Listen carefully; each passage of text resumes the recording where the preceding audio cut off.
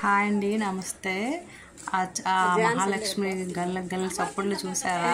పట్టీల sound ఏంటంటే అమ్మలక్కల సందడి హడావిడి చూడండి ఏంటనేది చెప్తున్నాను మీకు. ఆ మోస్తున్న ఆయన చూసారా? అది కావిడ అంటారండి అమ్మ వాళ్ళ వీధిలోనే.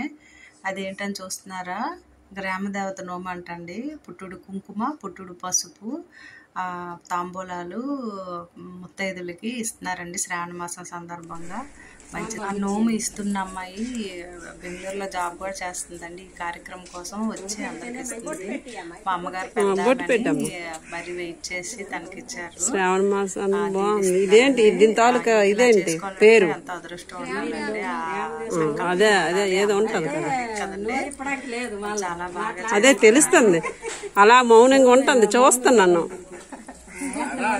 మాట కూడా ఆర్డర్ అంటండి, మాట్లాడకుండా అలాగా ఇచ్చుకుంటూ అండి. అలాగే అందుకని అదృష్టం ఇంకా ఉండాలండి. పల్లెటూరులో ఇలాంటి కార్యక్రమాలు చేయడం అరుదుగా ఉంటుంది. అలా చేస్తూ ఉంటారు. ఏ కార్యక్రమైనా చాలా సందడిగా ఉంటుందండి. అదొక అదృష్టంగానే భావించాలండి. ఏమంటారు? ఆ దోశలతో పసుపు ఒక దోసెడు ఇలా 2 చేతులతో పట్టుకొని చూడండి వేస్తుంటాను. అలాగే కుంకుమ ఒక దోసెడు వేస్తున్నారు. ఆ తర్వాత అరటిపళ్ళు, ఆకు చెక్కలు, తాంబూలం కూడా ఇస్తున్నారు. ఆ కాళ్ళకి నమస్కారం పెట్టుకొని పెట్టి దీవెనలు కూడా తీసుకుంటున్నారండి. అదొక మంచి కార్యక్రమం కదండి. అలా తీసుకోవడం ఇచ్చే అదృష్టం ఉండాలి, తీసుకునే అదృష్టం ఉండాలి, అలాగే చూసే అదృష్టం కూడా ఉండాలి మనకి. ఏమంటారు?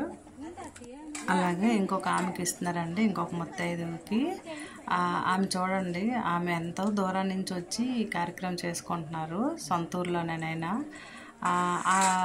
ఆ ఉద్దేశం ఉండడం, ఆ భావము అలాగా అంత దినగా అంత బిజీ పర్సన్ అయి కూడా అలా చేసుకోవడం ఎంతో గొప్ప ఇదండి. నాకు చాలా హ్యాపీ అనిపిస్తుంది.